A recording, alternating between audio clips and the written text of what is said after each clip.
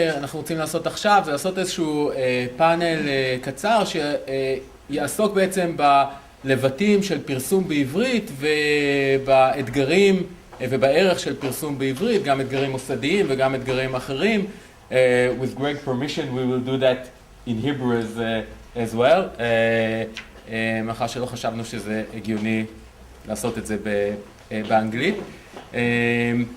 ואז אם חברי הפאנל יכולים לבוא לפה, אז בעצם הדרך שבה נעשה את זה, בחרתי ככה 3 שאלות שנראו לי מרכזיות, ואני אתן לכל אחד מחברי הפאנל ככה 5 דקות להתייחס לכל שאלה, ואני מקווה שאחר כך יהיה לנו זמן לשאלות שנקיים אותן באנגלית. והדבר הראשון שרציתי לבקש מכל אחד מחברי הפאנל זה לומר בקצרה, לספר על מאמר אחד שהוא כתב בעברית, שנראה לו המשמעותי ביותר, או שיש לו איזושהי זיקה אליו. כל אחד נתתי להם חופש לבחור, ומישהו מכם רוצה להתחיל? אורית, רוצה לפתוח? אני לא מרגישה נוח לי לדבר עברית, אני מוכנה לדבר אנגלית. אם את רוצה לדבר אנגלית, אז... I'm just feeling bad leaving you out. Please don't. No, I'm fine speaking English. Is everybody else fine with me speaking English? It won't be as colorful, but that's probably a good thing. So the question was whether... Everybody okay with English? Or? We have a microphone. פשוט דברי, אורית, שומעים אותך מצוין. So we were asked to present one of our papers that we thought was particularly important to publish in Hebrew and in Hebrew. So I thought I'd mention 3 because I couldn't decide on one, because actually most of, well, I don't know if most, but more than half of my papers have been published in Hebrew, and I think they're very important. How could I possibly choose among them? So I should probably say that for me, my readership, as much as I greatly respect my colleagues and peers, of course, I also have other targets, and that's mostly students and legislators, or the wide legal public at large in Israel. And as much as my colleagues love to read English and do it on a daily basis and enjoy it as much as they enjoy Hebrew, in cheek, because we don't, obviously. Students do not read English, and if anybody says otherwise, they're lying through their teeth. Nor do legislatures or anyone else. So if they really want to read something you wrote in English and they have no other choice, they'll find someone to translate it for them, maybe. But otherwise, they simply won't. And if I want them to know what I'm saying, then it's going to be in Hebrew. It's as simple as that. And I'll also say something that's terribly shameful, but I'll say it anyways because it's me, after all. I much more enjoy writing Hebrew than English. I tremendously enjoy writing in Hebrew. It's great fun for me. I enjoy every minute of it. Hanan can probably testify. I love it. I can write English. I write English. I publish in English. I don't translate myself. I write English. I don't enjoy it half as much. I enjoy it, but it's not that much great fun. So there's so many reasons for me to write in Hebrew. Why would I not? So one of the papers I'll mention, because maybe I was invited to mention that paper, I don't know, but it's obvious. No, there was no hidden intention on my part. But 15 years ago, I decided to come up with an idea of a legislation that I wanted to push through the Israeli parliament. It's Israel's sexual harassment law. And I wrote the article in Hebrew, and it includes, to this day, it's out there, it includes a proposal of legislation. And of course it would be in Hebrew. I mean, what other language would it be in? And it's an article that's made a tremendous difference, and it's made that difference in Hebrew. There's no other way it could have made the difference that it made other than being written and published and thought out in Hebrew. I have to say that I was hoping that it would be published in Hebrew, people would read it, there would be public discussion of it and so forth. But I was impatient, so I went to the Knesset with the proposal that I had in the paper. And also it took a year and a half or something for the paper to come out. So by the time the paper came out, the law was already passed. It was already legislation. So at the last minute I had to change it from here's the proposed piece of legislation to here's the legislation that had just passed in the Knesset. I still had time to do that at the last minute.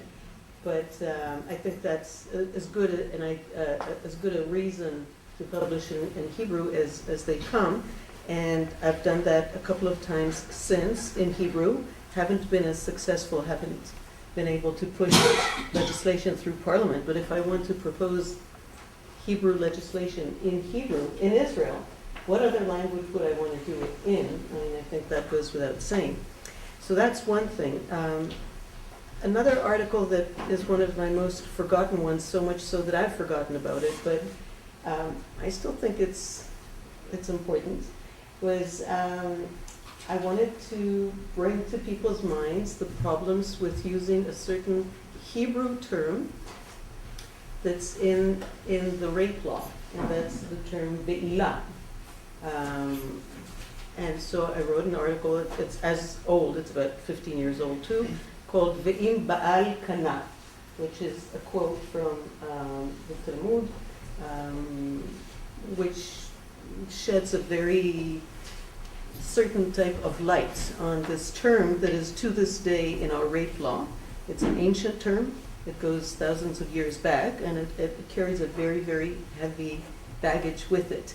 And when we use it in a daily manner in law, we don't think about the baggage, but once you call the article that, you use that Talmudic term, you know, it's in your face and it's hard to avoid. So what I did there was I tried to follow the history of the term, of the linguistic term, be'ilah. I went back to ha'el ba'al, and followed the history. And what other language would I wouldn't do that in? I mean, I want to reach out, I want to reach my audience, and I want to tell them, look, this term that we're using is, if nothing, this is what we're actually saying, okay? So can we please stop for a minute, look at it, and say it again and again until it hurts our ears? So I haven't been successful in that. It hasn't made a difference, and the Knesset still has not changed it to this day. I'm still hopeful, I'm still trying, but that's, I think, another good reason to publish in Hebrew. And the third article I mentioned, at least I'm doing it very briefly. You said we had 15 minutes now, I think, right? 15 minutes together. I was under the wrong impression that I have to keep going for 15 minutes. No. You should have been 5 more minutes. explicit about that, because I could go on for 150 minutes. Or the direction Okay, so I'll just say it in one sentence. Another example of an article is one that Hanan published for me in an Israeli Hebrew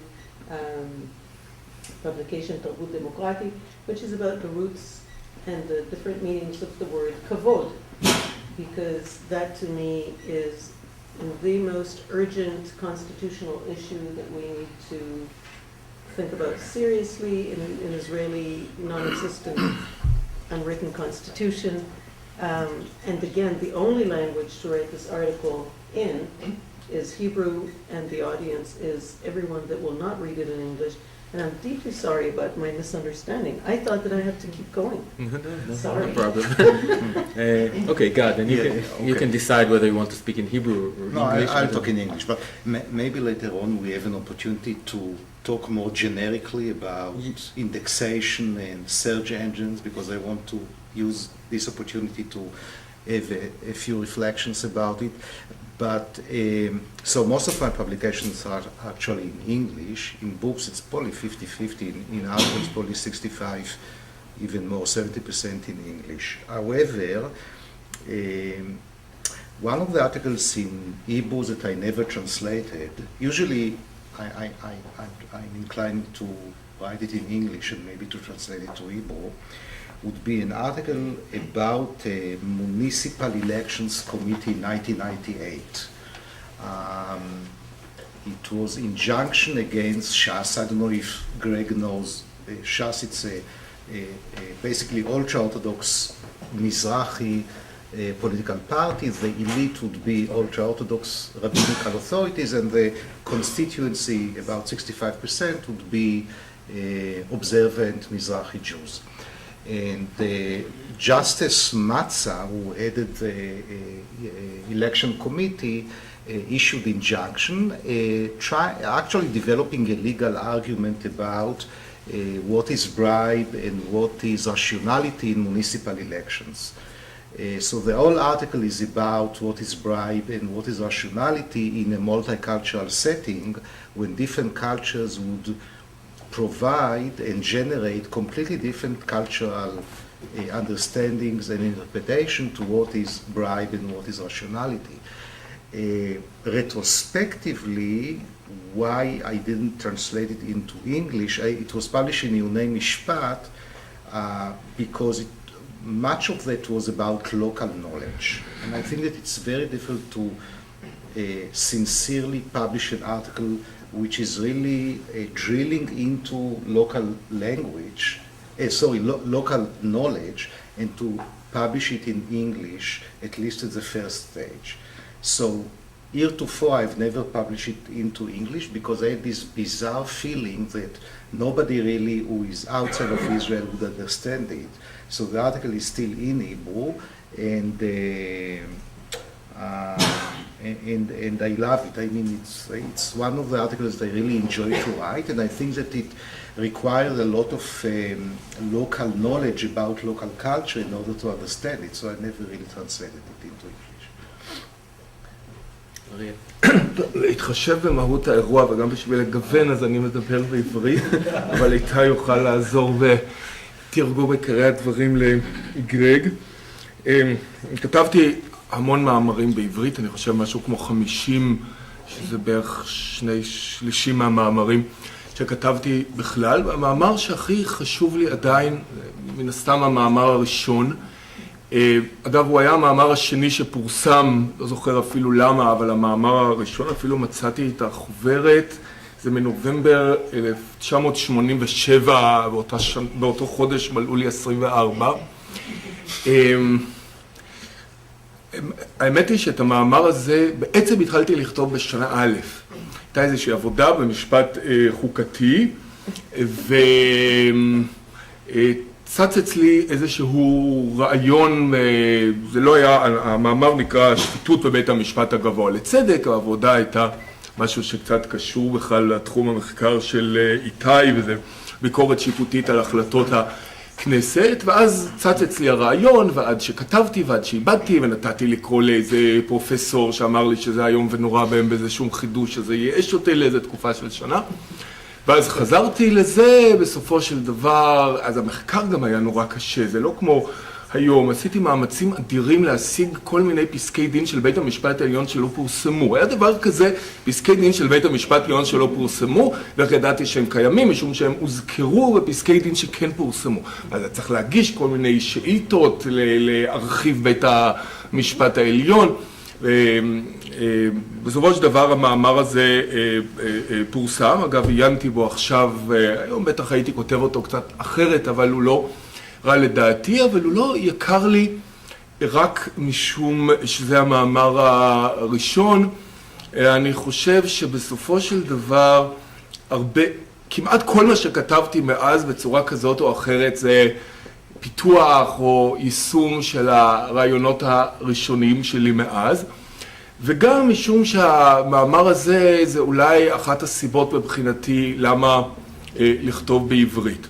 המאמר פורסם, אני חושב הייתי כבר בתחילת שנה ד', וכעבור 3-4 חודשים הגעתי להתמחות בבית המשפט העליון אצל השופט שלמה לוין, ובשבוע הראשון או השני נכנס אליי המתמחה של השופט אהרון ברק, ואומר לי, השופט ברק קורא לך אליו. זה היה נורא מפחיד, כאילו, מה עשיתי? הייתי... אינטואיטיבית אומרים, זה לא אני. כן, טוב, ניגשתי בדחילו וברחימו, הוא אמר, קראתי את ככה נפנף, קראתי את זה, אני בדיוק עובד על פסק דין בדיוק בנושא, זה פסק דין שיצא כעבור כמה חודשים, פסק דין ידוע בשם רסלר בנושא השפיטות, ואני רוצה לדבר איתך על זה.